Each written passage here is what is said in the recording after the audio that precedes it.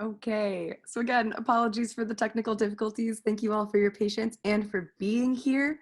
This is community-driven pandemic response. So hopefully if you're here, you are in the right spot and you are super excited to learn from our expert panelists. So this panel, as it's aptly named, is about how to create community-driven responses. We are joined by 4 fantastic humans that are representing 4 different projects that were all born out of the incident of the COVID pandemic, and all of them have unique but food-related responses that they looked to the community for before starting, and they are going to walk through how that was incepted, some of the problems that they faced, and ways that you all can use some of the resources that they have or some of the mistakes that they made in coming up with your own programs. So in the true spirit of collaboration and community-mindedness, these folks have opted to not have a moderator. In just a moment, I'm gonna step back and my role will just be the tech person. But our panelists are going to pose questions to one another in a truly collaborative mindset. And then about 30 minutes before the end, we are going to split into breakout groups where our panelists are going to lead a pod mapping activity. So considering the community that you're a part of, what that really looks like, and kind of like asset mapping. So since we are getting started a little bit late, I want to jump right into things. Also really quickly, my name is Steph. I use she or her pronouns. I work with SIFPAC. I'm our communications specialist. So, but jumping right in, I'm going to pose the first question and then pass it off to our panelists to continue the discussion.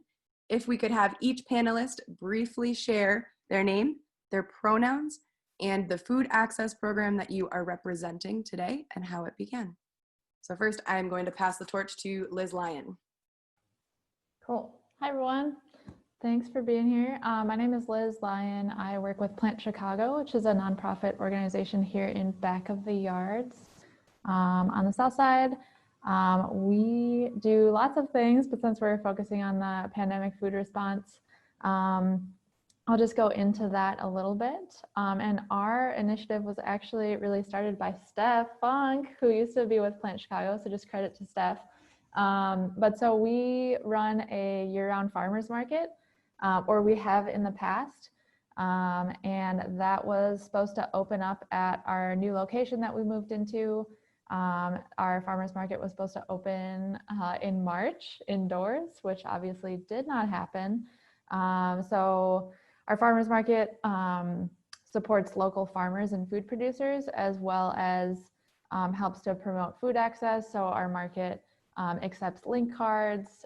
We are able to match link dollar for dollar, thanks to some different funding that we have. So we were really excited to be able to offer that at our newer location here in Back of the Yards starting in March, but we were not able to host a big event indoors with lots of people.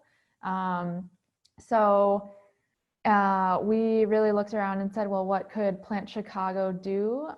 We saw food insecurity is already an issue in the community we're located in and that we work in. And that just became much more apparent, as I'm sure you all know, during the pandemic. So we said, what already exists around us? What do we have to offer and what can we do? So we'll talk about that a little bit more later, how we went through that process. But basically what we have now is our Link Produce Box program, which is a program where folks can pre-order a box of eggs, bread, and fruits and vegetables from us. From local farms. The value of the box is $40. Anyone with a link card can pre-order the box, pick it up from us, and pay half price, essentially. So pay $20 for $40 worth of high quality food with their link card. And we mostly try to work with families and individuals who are as close to our office as possible. So that's kind of the gist of our program we'll be talking about today. Thanks. And if you could pick somebody to pass it to. Cool. I'm going to pass it to Trina. Awesome. Okay, peace, y'all. My name is Trina Reynolds Tyler. I'm a Chicago native. I use she, they pronouns, and I co-founded the People's Grab and Go with 3 friends, Matt Muse, Jihad Keparu, and Dominique James. Our mutual aid effort came the day that CPS closed the grab and go meal sites in response to the uprising that was happening in Chicago. That morning, Dominique and I were talking. I think I made like a tweet rant. I was like, we have to do something. And so Dominique and I identified a school, a grab and go meal site that was within our network, because we wanted to go to a place that was actually in our neighborhood to build with our community. And yeah, we went to a school that was in our network, and what started as like a little table that I think in the first day provided some food and like a few things on the first day was like a little over 100 people, to the second day where it was like 800 or between 700 and 800 people. And then became a weekly mutual aid effort where we provided folks with intentional grocery bags, right? That included milk, meat, and eggs, beans, rice, spaghetti, peanut butter and jelly, stuff like that, as well as another necessities line that had like sanitary napkins, poise, which is something that like I wasn't even aware. I'm not in the age bracket to use that, but we recognized there was a need for that because people were asking for that, and so we were responsive to that. Baby formula, which is incredibly expensive. We got gallons and gallons, like 200 gallons of milk at a time, pulled up in a truck and just passed it out every week for 14 weeks between June 1st and August 31st, every week. And it was really incredible and really eye-opening, and a really powerful Black-led grassroots like movement that was really powered by community. We had multiple partnerships. M Relief was a partner that we had. M Relief is an organization that's committed to making SNAP benefits more accessible. Like they put you in touch with someone who can like talk you through the application process. That was an awesome partnership. We partnered with MarketBox, who delivered groceries, like produce to families, and Myra will be able to talk about that a little bit later. Aurora Food Pantry, who gave us bags and bags and gallons of milk. Really incredible stuff. And we basically, like in a very short amount of time, figured out how to basically build an infrastructure that was like a well-oiled machine so that none of us got burnt out. And everybody played a role where they're contributing just enough every week so that all of our contributions combined led to like a really successful site. You can read about we're archived in the Chicago Reader. They did a piece on us.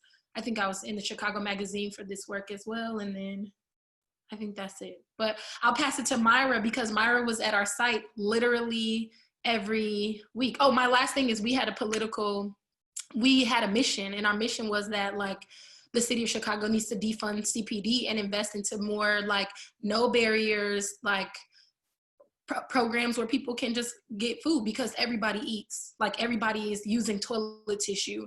And so the fact that people are pulling up every week to receive these items is very telling. Like people have needs, and a lot of programs that currently exist have ID requirements or limitations. And so we really was like rooted in some like political, revolutionary work. Yeah. Hey everyone, I'm Myra. I'm here representing a team of people that comprise MarketBox. MarketBox started in March, but really got started in April as a COVID-19 pandemic response.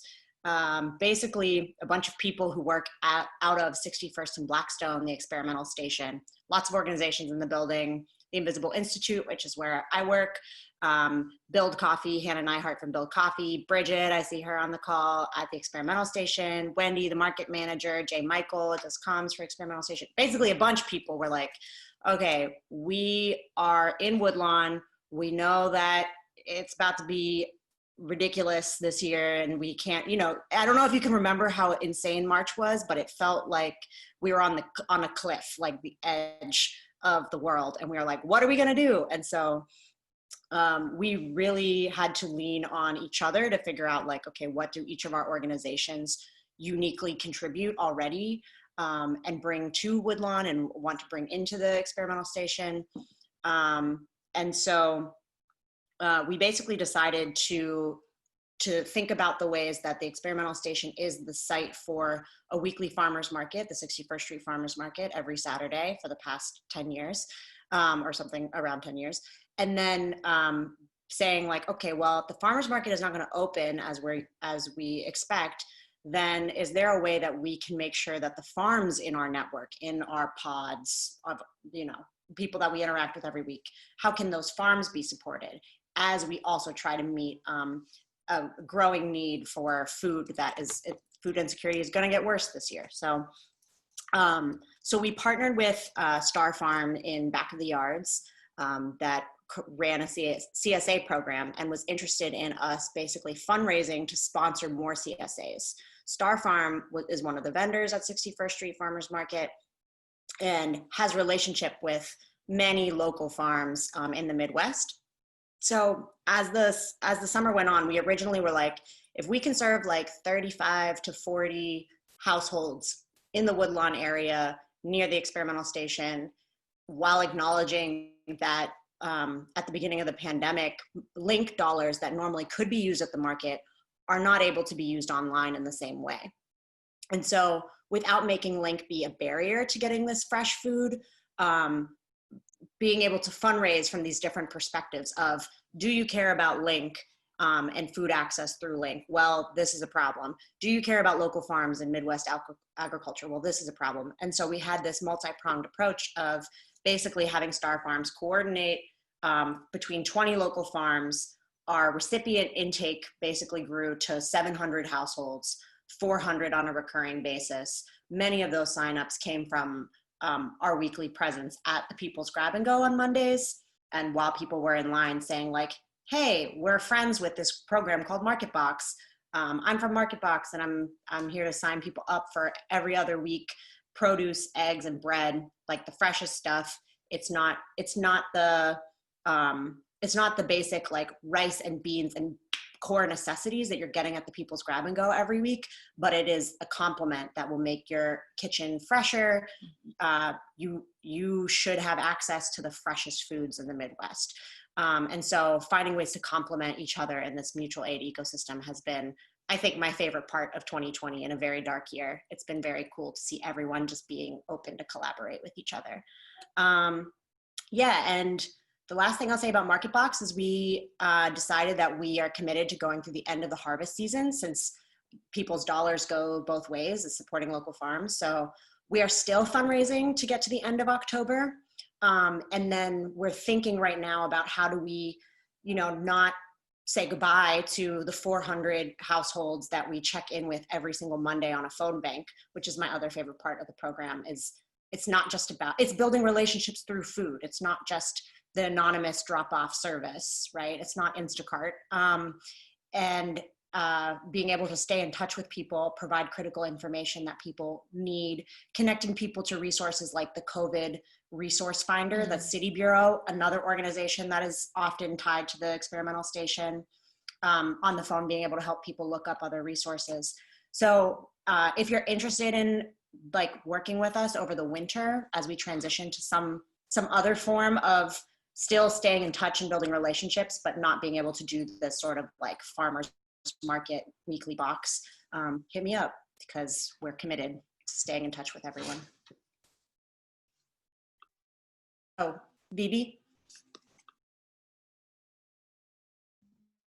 Hi, everyone. My name is Vivi Moreno. Pronouns she, her, they, them. I'm a food justice organizer with the Little Village Environmental Justice Organization in Little Village. So the program that I'm a part of is called Farm Food Familias, which is in collaboration with Getting Grown Collective, which is a Black-led farming and gardening and community gardening program based in Englewood. The program really started as a very kind of like short conversation about how do we get food to people um, on a very, very basic levels. We do meals, which is, in some ways it is very, very different from like getting a box of groceries, right? That would last you many, many days. So we started with, we talking with folks that we have already relationships with, which were community chefs like Roberto Perez from Urban Pilon, a really amazing Puerto Rican, just Borican chef, an educator. And then I see over here chef from Fresher Together, really beautiful, amazing, dope, brilliant chef and farmer. And then we eventually grew it to include Carla from Amor y Sofrito, and then Chef Kwamina that represents the Breathing Room Gardens. At the beginning, we started with 50 meals, and the basic concept of it was that we wanted to do an act of care, a nurturing act of care, where our communities could receive meals per house, like based on the household numbers, right? So we weren't necessarily gonna like send one plate of meal in a household of 5 people. So we started with really calling folks and be like, how many people live in your house? What are your dietary needs? What are kind of the age ranges, et cetera, et cetera. And then we started building our numbers around that. One of the things that I really love about this program is we spoke with the chefs and we're like, cook what you love. And these are the meals that we really want our folks to have access to. So they're very, culturally significant meals. A lot of them really focus on Caribbean dishes, African diasporic dishes, Mesoamerican dishes. I would actually say this week's meals that we just delivered yesterday really represent the richness of this program. We sent a seafood boil that Fresh made. We also sent Dominican mango, which is like a plantain mash. We also sent pozole, like a vegan pozole. So the foods that we make really have really strong indigenous roots and really speak to people's hearts. The other part about it that is really beautiful is that a great part of the ingredients that the chefs use come from local farms, from donations from local farms like Urban Canopy, sometimes from Gardeneers. We receive donations from Sweetwater Foundation, sometimes from Windy City Harvest, and a few times from farms like Cedillo's Fresh Produce and then my own farm, Catatumbo Cooperative Farm. And so our community is not only getting this like really beautiful, deliciously and lovingly made meals, but also the ingredients that go into the meals are also grown in Chicago, which in general, the families that we are serving, which are predominantly Black and Latinx families, don't necessarily have access or don't tend to have access to organic foods because they are ridiculously expensive. We started with around 50 meals and we used to think that it was the most revolutionary thing ever. And then we have now grown to 350 meals a week. Another thing that I really like is we deliver the meals. We started thinking about the options of folks kind of coming in and grabbing them. But then we started thinking, like really looking at the demographics of who was getting these meals, right? So Little Village specifically, 60623 was the zip code that was the hardest hit by COVID. It had the most positive cases. And so a lot of the families that were receiving meals had family losses due to COVID, were actually going through COVID or had been affected by COVID in some way, like lost their jobs, et cetera, et cetera. Now, most of the demographic for the folks that we serve in Englewood, Brownsville, South Shore are actually elders that have a lot of mobility issues. So overall, we were like, all right, we really need to keep the transportation part intact. Like we really need to get these meals to people to make sure that folks are not stressing out about getting on the bus, needing some sort of like, needing transportation money, et cetera, et cetera. Some of our drivers are usually young folks that are paid either through Getting Grown Collective in Englewood or through Little Village Environmental Justice Organization. The majority of our drivers are volunteers, which takes a lot of coordination because life happens and sometimes they're like, hey, this happened in my life, I can't make it this week. So every single week we have this like growing roster of folks that are like, hey, I can make it this Wednesday. Wednesdays is when we do our deliveries. I think something else that I find that it ended up being really like a full circle situation is that our meals are delivered on Wednesdays, which ended up honoring a tradition that we've been having at the Semillas de Justicia, Seeds of Justice Community Garden in Little Village, which is the garden that El Vejo helps steward. Every Wednesday for the past 6-7 years, we've been having community potlucks, where a different family cooks a meal, usually traditional Mexican food from different regions of Mexico every single week, and it feeds everybody and it's open to everybody. Obviously this year we weren't able to gather the same way, but some of the same families that were attending the potluck are now receiving these meals. We didn't really do that on purpose, but it ended up being that even though we couldn't gather, there was still the act of love and the act of care. So yeah, I'll stop there. Thank you. Thank you everyone for those phenomenal introductions. I am now going to take a step back and have panelists ask themselves questions. But really quickly, I do want to mention, I forgot to launch this poll at the beginning. Oh, never mind. No poll. Trina, I'm going to pass the torch to you.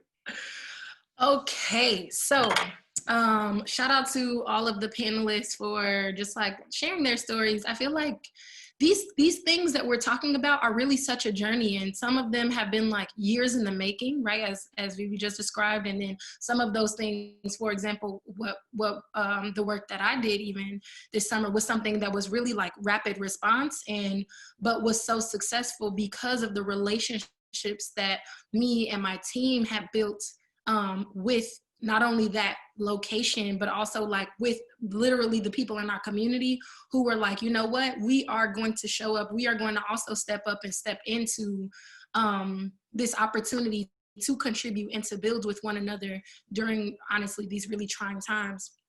And so the question that I have for panelists is, what does food access work look like when building relationships to land in place? How does land in place play a role in your decision to do the kind of work that you did this summer? I can start answering that one. I think that I think it's interesting because I think one thing that I would want to keep in mind is to really remain flexible about what I think this year really taught me that the definition of food justice has to be flexible according to the changing needs of a specific community, right? Like I don't think there should be like a specific kind of like, except for everybody has the right to eat and everybody should have the right to steward land in their own community if they can. Things should stay. One thing I realized and that I've shared before is that my job historically hasn't necessarily been around emergency food.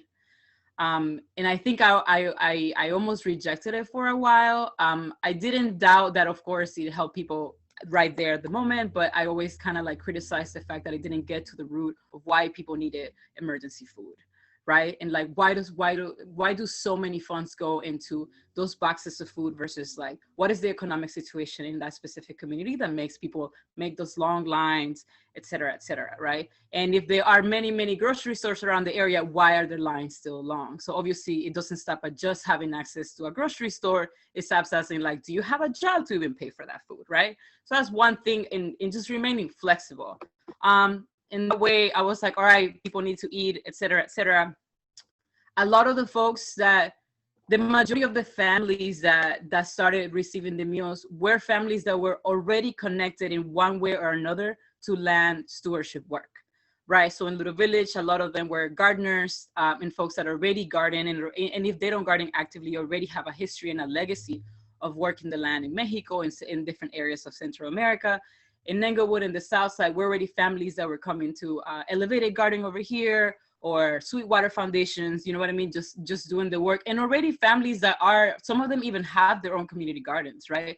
They may not be full organizations, but there are folks that are feeding the block right now. And I think that sometimes that shiny part, like that part of community gardening is not well known. Like if you don't have a 501c3, like a lot of people, we don't see the efforts that are happening on the ground.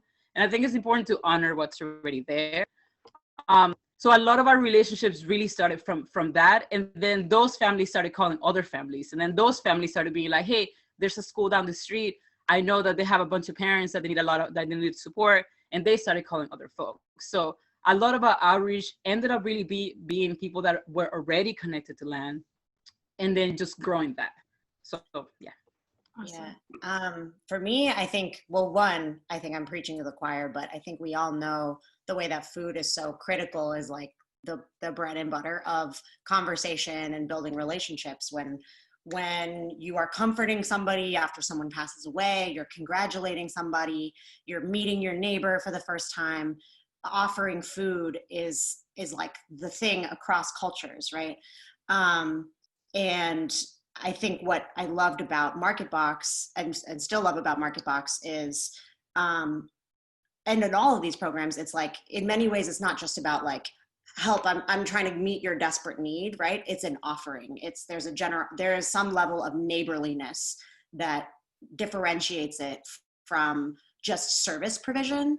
And to Vivi's point, like flexibility is key. So if you're treating everybody in your network as, we are an extension of being neighbors, and how can we be in better community with each other, and so that our relationship can maybe go beyond food to connect to other resources, to make demands together, like around defund CPD, then you have to be willing to be flexible, just like you would be with a neighbor. So that means not necessarily having a requirement like showing an ID, or considering different requirements that a lot of institutions, and sometimes for good reasons, have to put in place just for their own sustainability. But I think what differentiates some of the pandemic response that we've seen is the willingness to be flexible and treat everyone like a neighbor.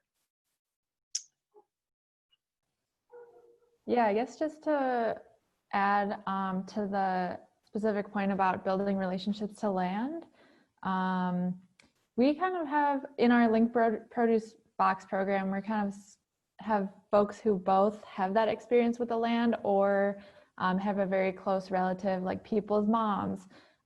So like Vivi was saying, a lot of these folks already have connection to the land, either right now, like in their yards, or, a very close relative, lived on a farm.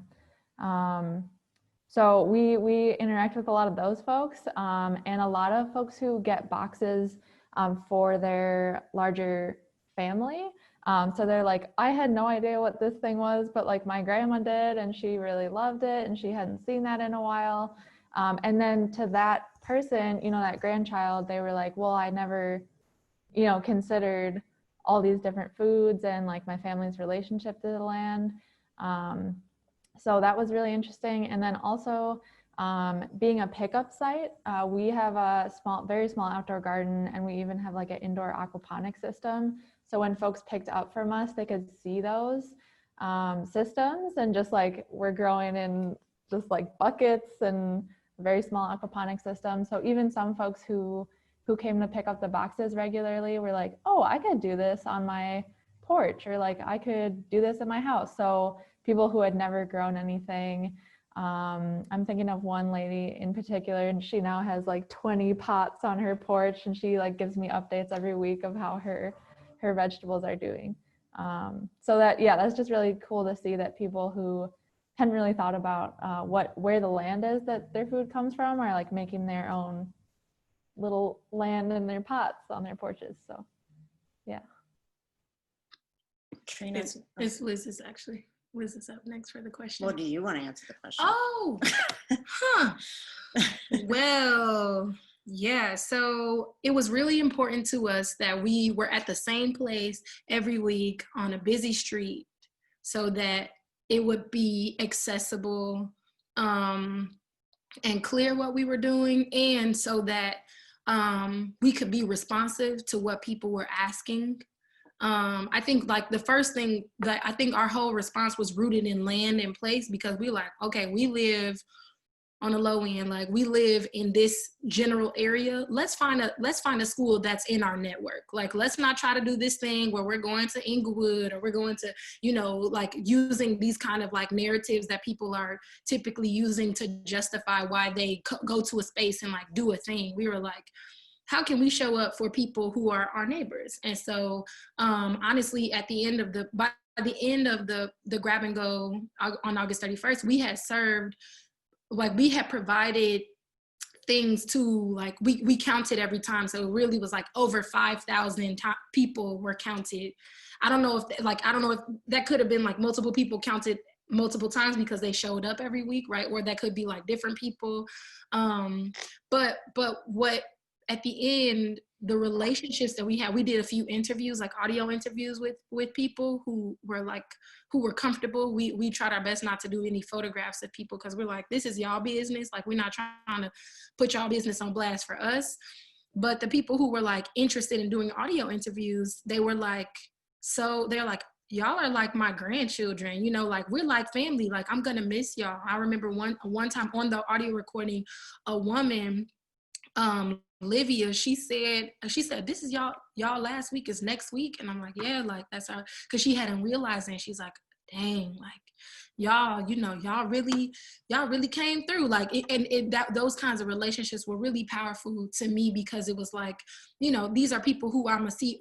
I over the summer was on the news because I was at defund CPD rally, and Miss Louise was like, that's my, you know, that she came to the food site the next week and she was like, I saw you on the news, and like, that's why I said, that's my friend. I was like, wow, like, you know, for there to not be this like gap between like who I am and like what I'm doing and like this individual who is like just living their lives and not necessarily like plugged in politically, or we're not getting anything from each other necessarily. Like, it's not it felt like less of a transactional relationship because we were like focusing on relationships. Okay. That's my answer. I think it's on you, Liz. Cool. Beautiful answers, everyone. So shifting gears a little bit, I just want to hear how, when you were planning these initiatives, how you all evaluated what you already had the capacity for, and how you kind of built your offerings around that. I know I mentioned with Plant Chicago, we knew we already had the capacity for accepting link cards, and then also those connections to local farmers. So how did you all build your initiatives around like what you were already working on? Myra, do you want to go first? Sure. So this is a great question because I think I personally am often like needing to be reined in on my capacity issues, and Mara, a frequent coworker of mine, is smiling because she knows. But you know, the Invisible Institute, for those who don't know, is a journalism organization. We specifically have investigated a lot of police misconduct. We are not a food organization, but what we do a lot is accompaniment work, if that makes sense, like going to court with people who we've known when they were students, who we've taught classes around constitutional law. They reach back out to us because they're like, hey, I've had this encounter with police. Can you go with me through this process? And so we do a lot of that work. And that necessarily means that we end up connecting a lot of family members and friends to various resources. One of those things is often food. Secondly, we're like extremely place-based. We've always been based out of 61st and Blackstone. We really tie ourselves to a location. Like, I work often out of Hyde Park Academy on 63rd and Stony. And the building itself is often known as like, they don't know that the Invisible Institute is, but people be like, oh yeah, you guys are in that building where the bike shop is, or where the farmer's market is. And it's like, yeah, so by extension, I am associated with the farmer's market and the bike shop, if only because I'm a part of this hub, this ecosystem. So recognizing that my role in that ecosystem is to help provide critical information, make processes less confusing. And so how do we put information in bags? How do we make sure that when I'm at the grab and go, part of what I'm doing is not just representing MarketBox, but I'm connecting people to other resources. People have come up to me and been like, hey, can you help me look up a shelter? Hey, can you help me like make this domestic violence call?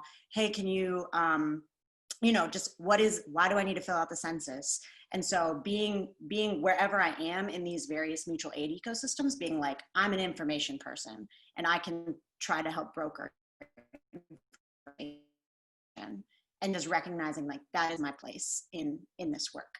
And then leaning on and really giving full trust to partners like the experimental station, the market manager, Star Farm, on being like, yeah, they know the farms, they know the other vendors from the farmers markets. And so sourcing produce eggs, etc., to the bags, like that's not my specialty. So I'm gonna really give my full trust to the people who know how to do the actual food work. Yeah. Are you gonna pass it to me? I was gonna pass it to Vivi, I guess. So my answer is we didn't evaluate what capacity we had for. We didn't even know our capacity. And that was interesting. We have been finding out what our capacity is as we go. This was obviously, as of now, we have received funding. We still receive, donations, but this was as grassroots as it could get. We were like, we have 2 friends who are chefs, and that's awesome. And hey, can you cook some food? If we can come up with some funds to pay you, because I know that your gigs are going down now because of COVID. And we know families that we could call. And my partner, Taryn, the founder of Grain Grove Collective, and I were like, we have a car, we could drive those meals. And it literally started out with Taryn and I in the car driving 50 meals. And I would cut out labels in English and Spanish so people would know what the meals were and the ingredients. So in case that there were any allergies, and cut them as we were driving and tape them and like run out the car and like drop them off. It was really stressful. But we did it because I think our main thing that we realized is that sometimes, I mean, shout out to, the nonprofits that are really willing and ready to give resources, but sometimes it takes a long time and a lot of bureaucratic steps to get to the, yes, you could do this. What we did is like, we're just gonna do this. And if the organizations involved would like to, support in any way, then y'all can go ahead and do it, but we're still gonna do it with whatever we can come up with. So we started crowdfunding. Eventually, obviously everybody would, as they would see that the community response, they would be like, okay, obviously you all need support and stuff like that. Now we have El Vejo's finance director, like really looking funding for this. And there's like, so we've had so much support from so many folks, but I think it really started with, we're just gonna do it. And I don't think there were that many people that could have convinced us otherwise. Capacity was huge. I think it took a long time to ask for help. And I think that's also just something cultural and, patriarchal stuff that we need to let go of specifically women and femmes, really carrying on a lot of work and a lot of care work. We ended up asking for help. We realized we needed more drivers, especially if our goal was to bring more meals to people. As of now, we have 7 drivers. We have a group of 4 young people that are making calls every week to the families to make sure that we're keeping up with them, that they're okay, that in case that their dietary needs change, especially elders, since they go to the doctor a lot, sometimes they call us a lot, like, hey, I actually need clear soup this week. You can't give me this, et cetera, right? So we now have a whole team of folks working with this. It really started with 2 people and lots of stress. So I think I'm saying this because sometimes people stop themselves from doing something because they're like, what if all the logistics and all the spreadsheets and we need all of the okays. And sometimes it stops you from just making that first steps, and you will make mistakes. But I think that is really, really important that if you really believe in it, and if you can start very, very small, at least start small, but do it instead of really waiting for the what ifs and what ifs and what ifs. Just because working in a nonprofit for a long time and working with other nonprofits for about 7 years has really taught me that people really, really get stuck in the logistics, right? And sometimes projects just do not move ahead because they're like, what if, right? So I think that's my tale and my advice, that, if you can start small, just start small and then see if you can scale it up. And sometimes, your lesson might be that you need to stay small. So yeah.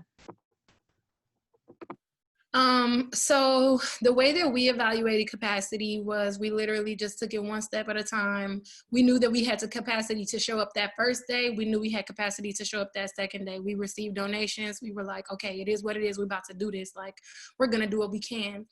Over time, what we did was we became more efficient, right? So we were like, we would like to do this thing. So like, how can we build on what we've already been doing in order to do a better job? And we were like, well, we don't think we need to be the ones.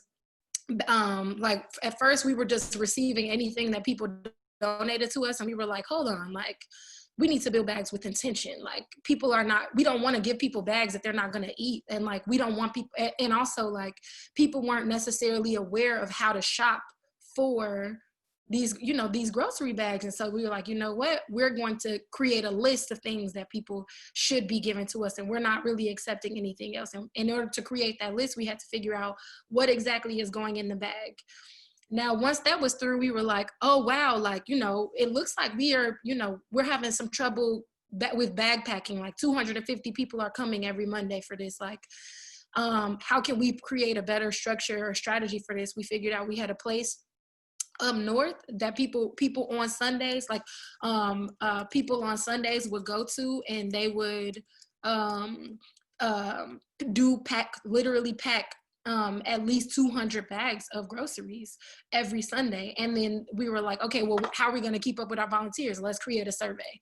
So one of us threw together a Google survey. Okay, what's the relevant information that we need from these people? Like, keep it short and sweet. And so it was like any single time that we knew right after the second day, like, okay, we can't stop coming, because like we recognize there is a habit that people have of like showing up one time or for 1 week and patting themselves on the back. And that's not to throw shade and be like, you only came one time, so like you're not as cool. But that's to say that like when you're thinking about making an impact, when you're thinking about this moment that we are living in right now, you know that like one bag of groceries is going to make a big difference. But bags of groceries, knowing you can get a bag of groceries every week and that bag of groceries is going to last you for 7 days, that's a really big deal. And then that's just huge. And we said, you know what, I had just graduated from the University of Chicago. I got my master's in public policy. Dominique had just deferred her law school. She's supposed to be going to Yale this year, but she deferred. Matt also had a slow summer because he's an artist. And then Jihad, he is a BAM counselor, or not, he's like in charge of BAM counselors. And so a lot of his work was flexible. Like we said, you know what, we can show up for this amount of time we can put into this work. We're going to meet every week. We're going to figure something out. And that's how we did it. But it was really about like, when encountering problems, being like, how can we be more efficient? How can we become a well-oiled machine? Like, what kind of needs do we have? And then how do we keep up with the people who want to support us? Because you're not going to do it by yourself. The four of us couldn't have done it by ourselves. We needed, these drivers. We needed people who are coming every Sunday to pack the bags. That really, really made it a big deal and built our capacity over time. Cool. I think Vivi's asking the next question. Yeah. Yes, Liz, did you answered this one right at the beginning? Yeah, a little bit. I do just want to, what you said, Vivi, about the like what if, just working for like, I would say a more structured nonprofit, which is Plant Chicago, which has like very specific programs that we do. Even like, we had our farmers market programs. It's a year-round farmers market. In the winter, it's once a month. In the summer, it's once a week. And that was our thing. So I think, yeah, it really takes someone, and it wasn't me, it was actually Steph, who's like, well, we got to do something else, and let's just do this and try with like, I don't know, Steph, was the first week like 10 boxes or 5? Something, and we're still pretty small, but like just doing it and trying something. And now, I think this is becoming like an official like year-round program that we'll continue to offer. So yeah, I just want to echo that and say you can also do that within a nonprofit, but it is, I would say it's more challenging when you have like set programs. So thanks for pointing that out. That's awesome. Go Steph! And also shout out to El Vejo for just letting me do things. And also shout out to nonprofits for being malleable, because if they really are responding to their community needs, that means that they are willing to respond when the community changes and when their needs changes. So shout out to that. All right. So, after capacity is assessed and all of that, my question is, after establishing a framework that works for your community, what does sourcing volunteers and materials look like? And then we'll start with Myra. Y'all keep making me go first. So sourcing material. So this is my favorite part, because after everything shut down, everyone really wanted to find a way to be useful. Like nobody knew what to do with themselves. And so I think a really meaningful part of this year has been this idea of like, what is your ecosystem in social change work? And I'm sure a lot of you have seen that graphic or that visual before, where it's like all the various kinds of roles that exist in a social justice ecosystem. And so helping people find in like where they best fit in, where can they sort of move and work to their fullest capacities and also feel enriched by that, was really, really important. And so having multiple different options for volunteers, and also being responsive to like, volunteers having also flexible needs, but just making it clear to volunteers like, hey, we're also figuring this out together, and I'm receptive to your feedback since all of these things were rapid response. So for us, we have a phone bank on Mondays, and that was really important, especially because if people are immunocompromised and can't necessarily go to a mutual aid site, having this phone bank to me is like so critical to the relationship building. I know a lot of aldermanic offices did this too. I know State Senator Robert Peters did this, Jeanette Taylor did this, where you're just calling and checking in on constituents and seeing like, hey, what do you need? Like, are you doing okay? And getting a phone call like that from a volunteer is actually really nice and very different from annoying phone calls that people often get. And so people are like, hey, that's nice, that's good news, I'm gonna get some free food. And that volunteer base over time became really consistent. We've had like the same 7 volunteers on that phone bank. Delivery drivers, bag packers.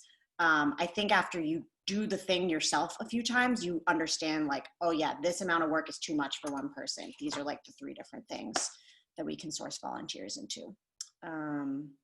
Yeah, the Grab and Go had a cool model for volunteers as well. Oh my goodness, y'all. It was so special. First of all, do not let everybody volunteer. That's the one thing. Like, I feel like people be like, oh, I want to do something. It's like, okay, so how are you going to show up into a space? And I think it's really important to note that like, you can't have unrealistic expectations of a volunteer. I'm not talking about that kind of unrealistic expectation. I'm talking about like making sure that you're also going to have volunteers who are going to respect other people in this space, and like not make what we're building like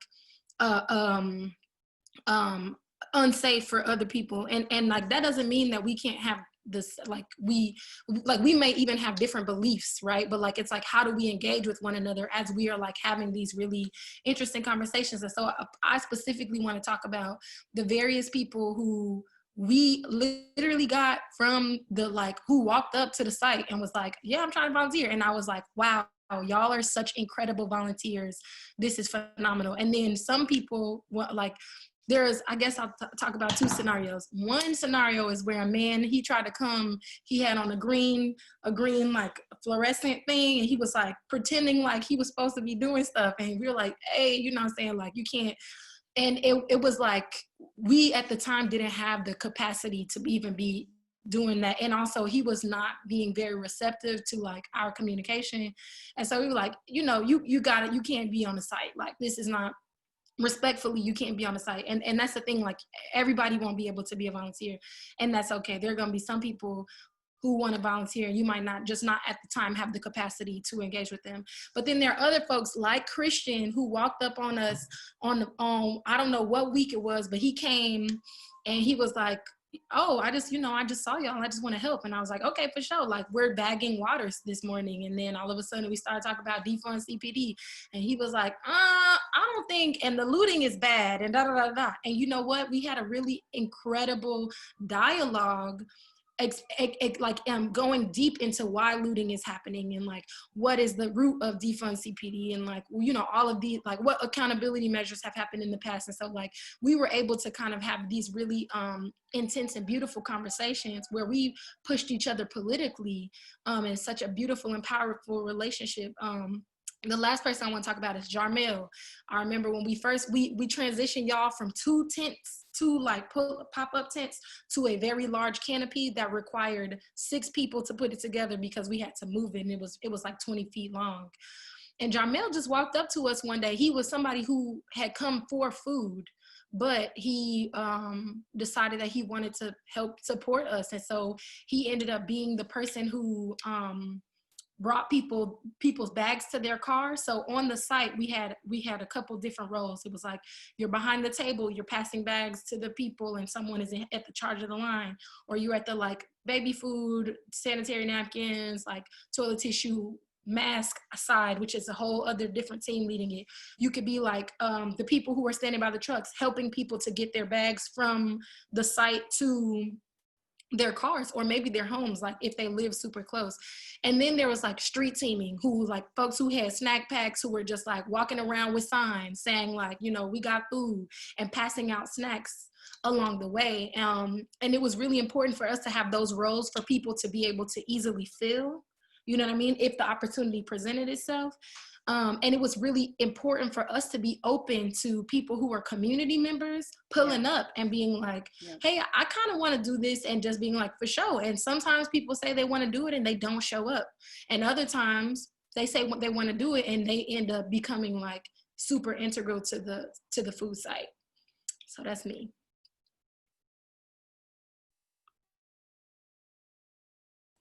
Nice, that's great. Who hasn't gone? You? I think, yeah, and Vivi, I think.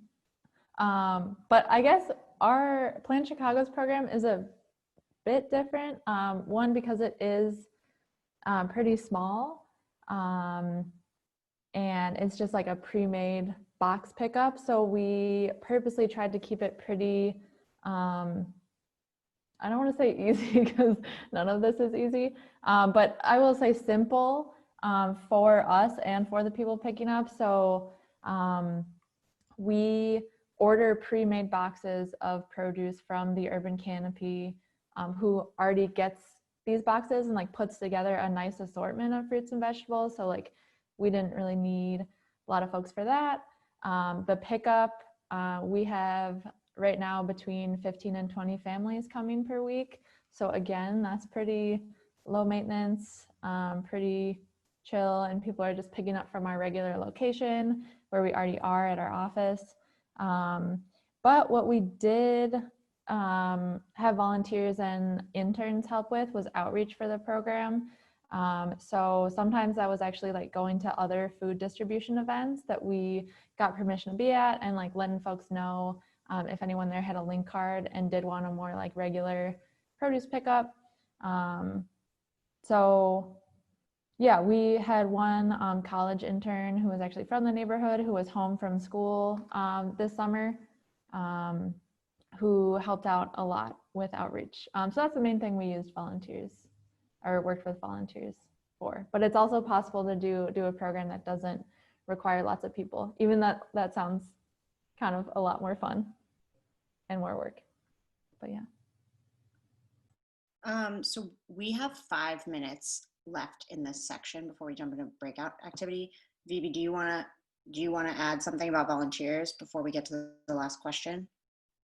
Yeah, my answer is really short.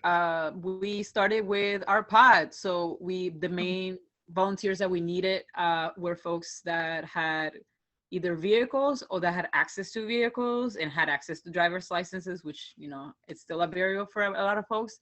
So we started with our friends, our family. We would literally go across the street and ask our neighbors, coworkers, et cetera, et cetera. Eventually, our volunteer base grew because we started asking for drivers on social media, and we've been meeting a lot of great folks. And I think overall, we've had around 30 plus driving volunteers from May till now that are on like a rotation basis. That's awesome. And something that you said and Trina said that I think is really important, and we try to do in Market Box, is this idea of like, you leave the door open for people within the mutual aid network to be volunteering, because it's supposed to be an ecosystem and not just like volunteer base is one base and then recipient base, because I think that's another thing that differentiates it from like a charity service.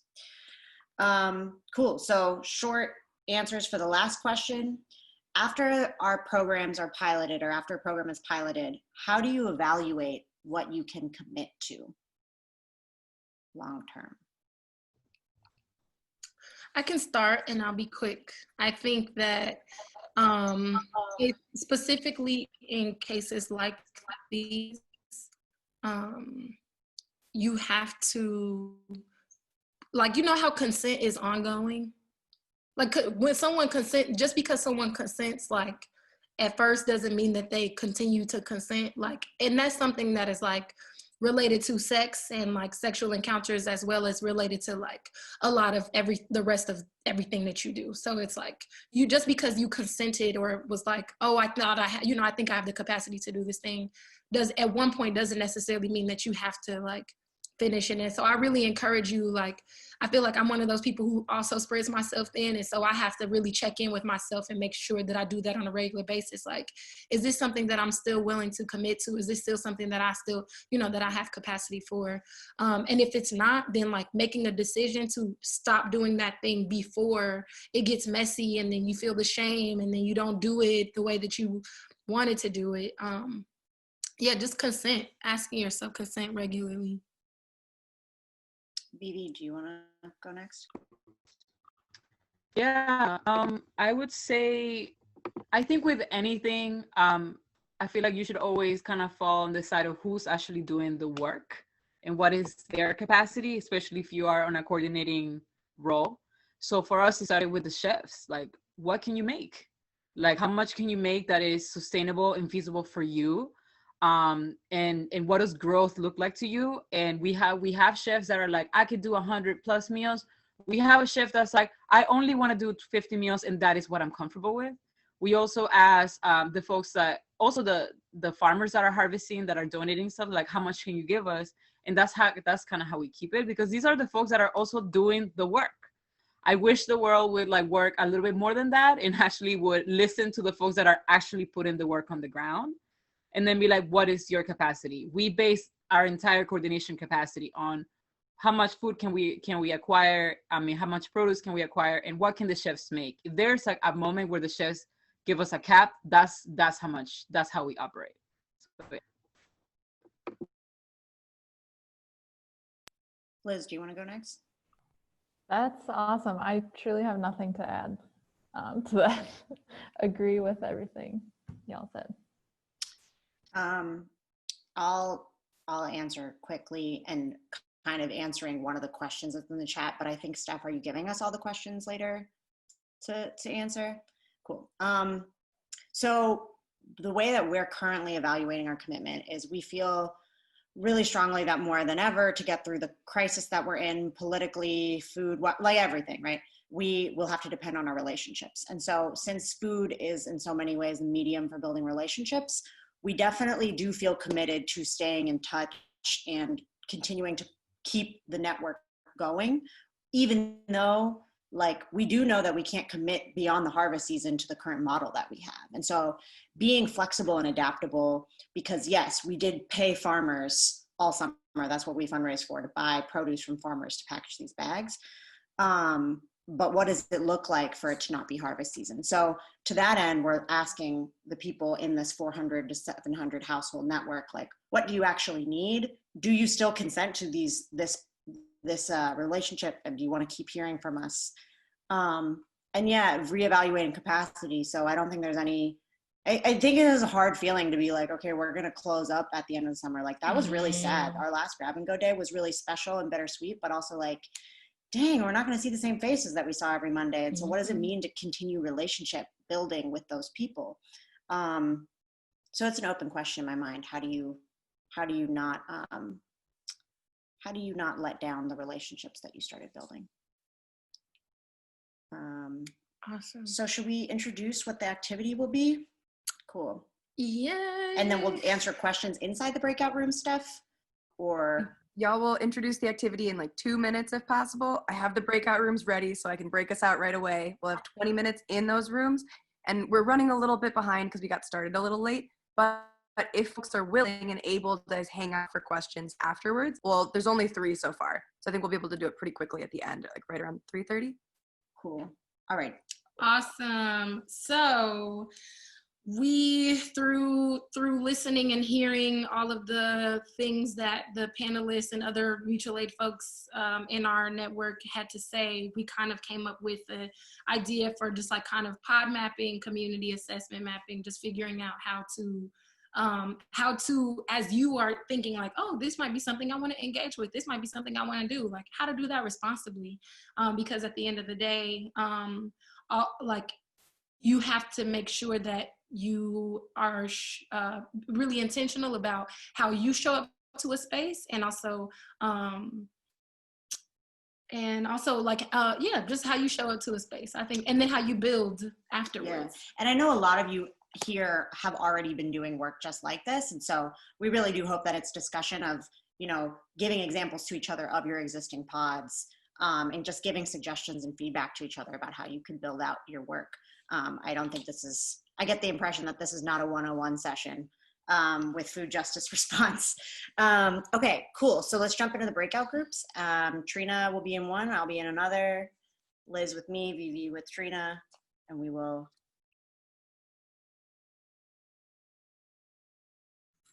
Welcome back, folks. There's still a few more seconds where people can opt to rejoin the main room. So I have to hop off. I'm so sad because I have a meeting, but we'll be in touch. Thank you for sharing your expertise.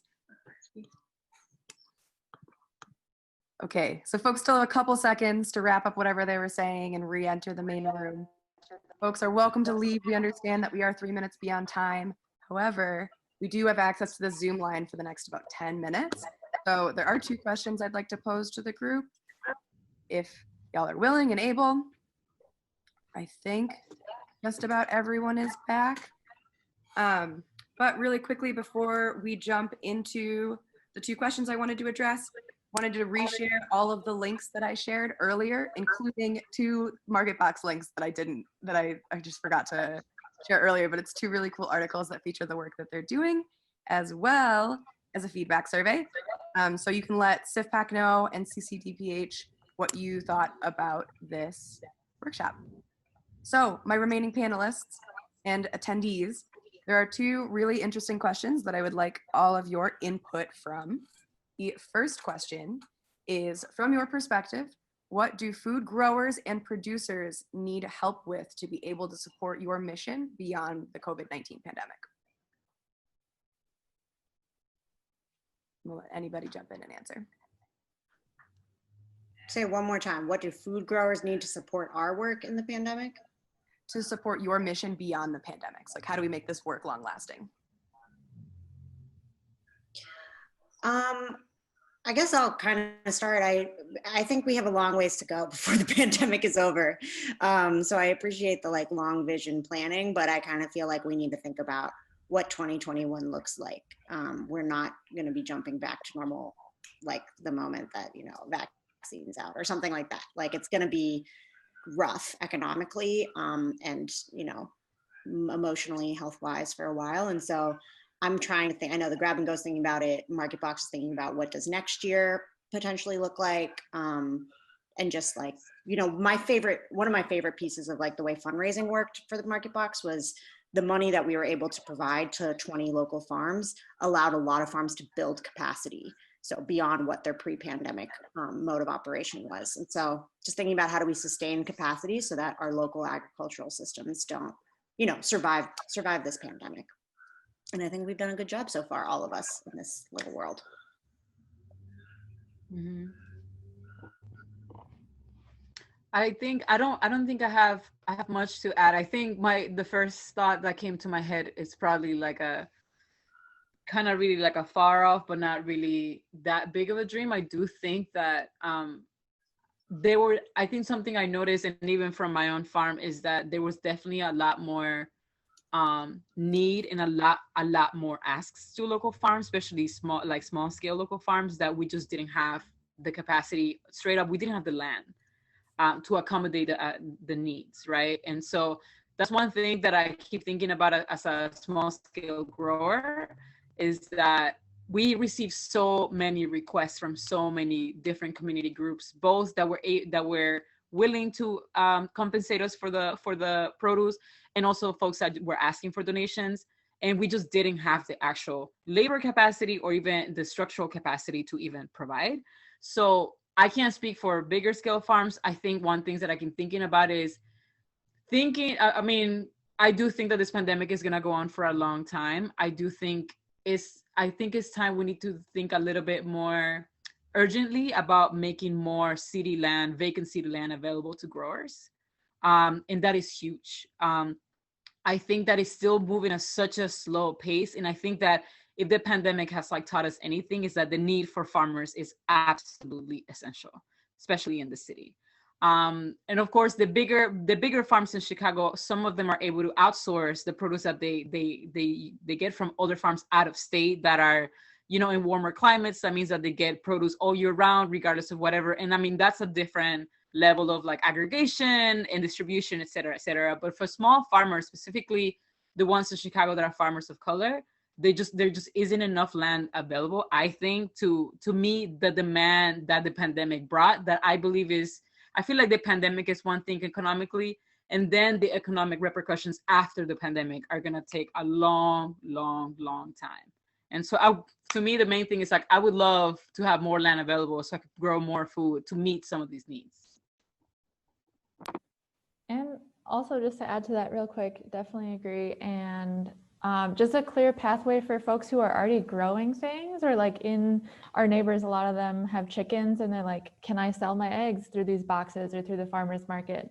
And the answer is technically no, based on like lots of egg regulations, but just, I don't even know really what to tell people, like how to go about that, doing home production. So these are folks who could use that little bit of extra revenue from their home economy, so to speak. But just more guidance for people who aren't necessarily farmers, but who are growing and want to make some revenue off of the food they're making in their homes. Cool. Question number 2. How did you find farmers to provide food? Did you ever purchase food in order to help those farmers survive? I want to pass this to Liz because I know that we have a unique program in terms of purchasing from farmers. Yeah, so like I kind of said at the beginning, we partnered with the Urban Canopy, which is, Vivi, you were just mentioning like these bigger kind of aggregators. So they are one of those folks. They also do have a small urban farm here in Chicago, but they aggregate produce from all over the Midwest. So we partner with them to purchase local food through them.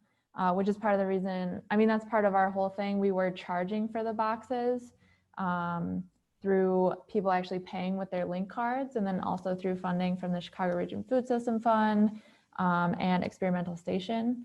So we, thanks to those programs and being able to accept link cards, we are actually able to pay those farmers for that food. So yeah, that's very important to Plant Chicago and our mission, actually paying farmers for what they're growing.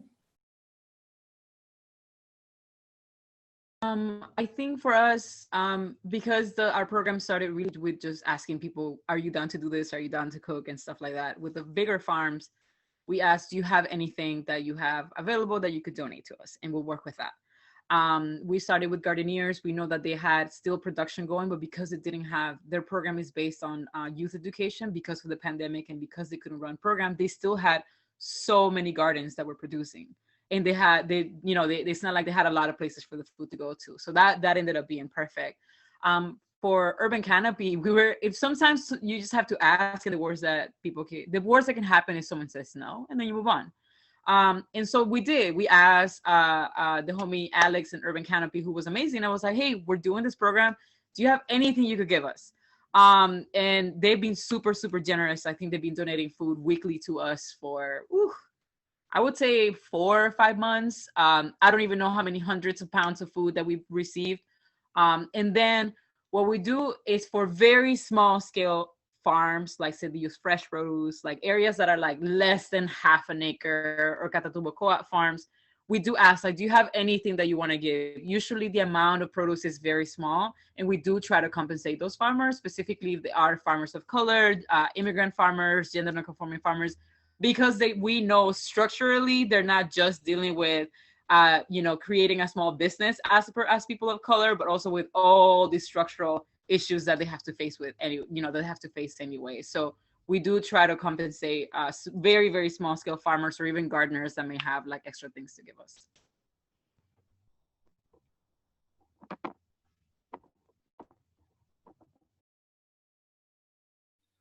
Yeah, I think I've said a few times that the fundraising is to go to farmers. So, and we relied on Star Farm to like sort of as another farmer be the headquarters for bringing together produce sourced from different farms.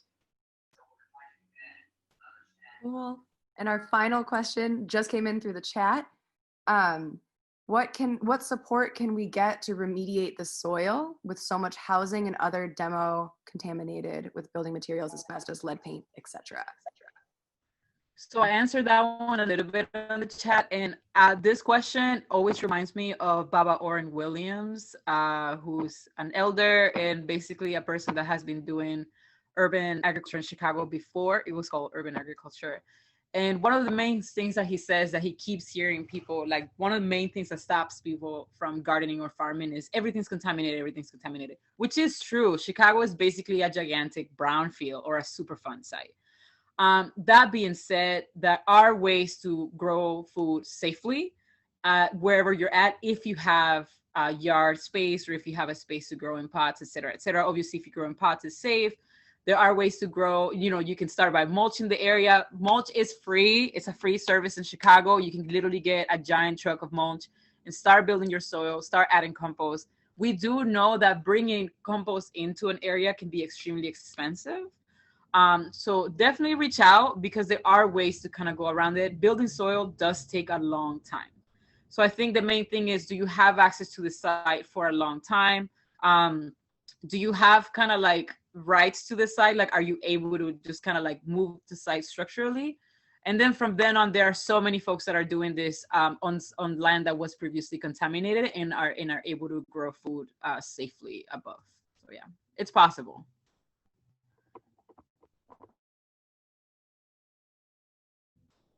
Kind of to piggyback off what V said, I think a good strategy and what we do over here at St. Savannah Stein Learning Gardens, we have raised beds. So that's a good method, raised beds. You got grow bags like what Baba Orrin uses. We had like a whole site full of grow bags on pallets. So we kind of had like a pallet farm this summer. And that's a good way to grow like potato sacks and things like that. And I wouldn't recommend the tires. Like I've seen people grow inside tires. I think you got some risk of contamination with that. But the raised beds are definitely great for growing in like a space that might be contaminated, and also for like accessibility. Like if you got elders and things like that, they don't have to bend over and squat as low, and you don't have to worry about kids stepping in the beds or anything like that. They kind of step up. So I think since it's heightened, they kind of know not to like step on the beds.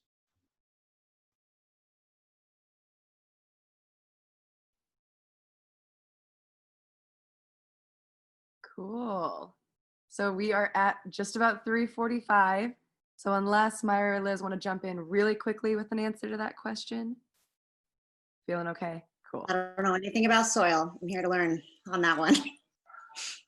There is so much to know about soil and mycology. Yeah. Thank you, Marlo, for adding that.